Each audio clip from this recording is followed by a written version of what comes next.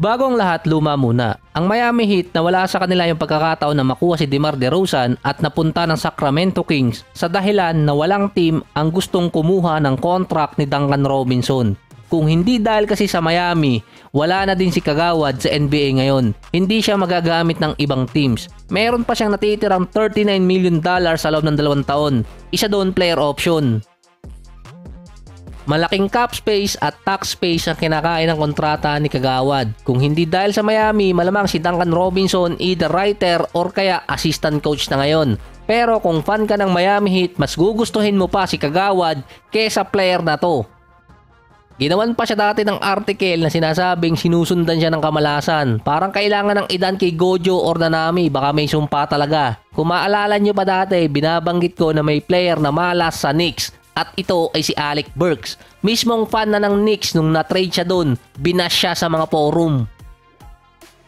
Si Alec Burks pupirma ng 1-year contract sa Miami Heat. Member pa siya ng 2011 draft class. Mostly na nangyari sa kanya nung time na sa Utah Jazz injury. So anong malas kay Alec Burks? Sinusundan siya ng talo. Nung Jazz mula 2011 hanggang 2019, actually 2018 lang, 3 beses lang nakapasok noon ang Jazz sa playoffs.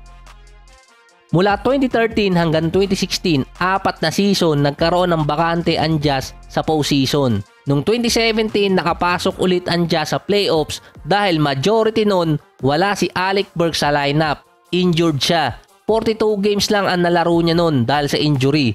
Sumakto pang All-Star year yun ni Gordon Hayward. Pagpasok ng playoffs, nanalo pa ang Jazz sa Clippers hanggang ma-sweep noon sa Golden State. Ng 2018 season, dumating si Donovan. Binuhat ng rookie yung Jazz. Pumatak pa sila sa number 5 sa playoffs. Pero nangyari yon dahil sa late run ng Jazz nung March. Kasi noon, merong injury si Alec Burks. At majority nung March, hindi siya naglaro hanggang katapusan ng regular season. Mga importanteng game pa ang naipanalo noon ng Jazz.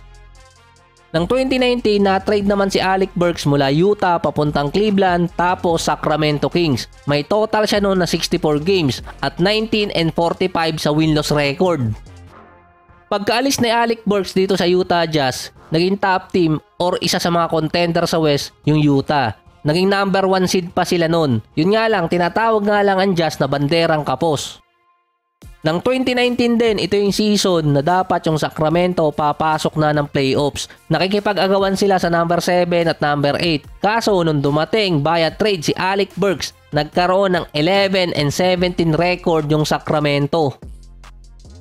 Nasa 28-26 record noon ng Kings, above 50% sa winning rate. Bago dumating si Burks. Nang umalis naman siya ng Sacramento, 4 years after, nakapasok na ang Kings sa postseason.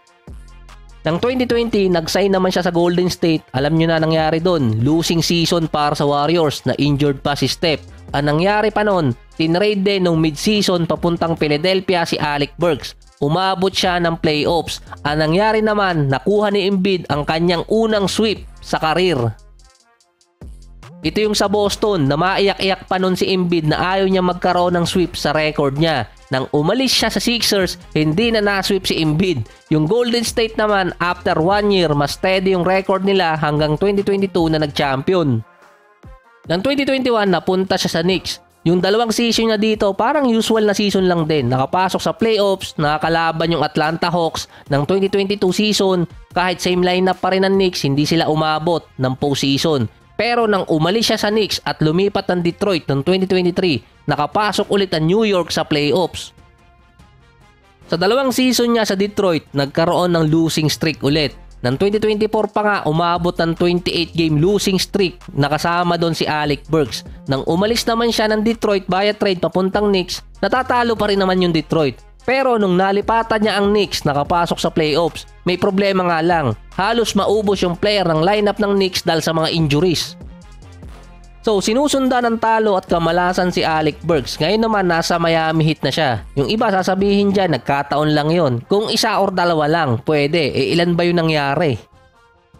Kaya sa isang article sinabi doon na may risk na matakot yung ibang teams kay Alec Burks dahil sa naging track record niya. At least si CP3 napapataas niya yung winning rate ng mga team na pinupuntahan niya. Si Alec Burks naman natatalo or inaabot ng kamalasan. So bakit kaya hindi magsama sa isang team si CP3 at si Alec Burks Parang napanood yung pelikula, yung dalawang sumpa pinagsama. Nakalimutan ko lang title nun kaya time.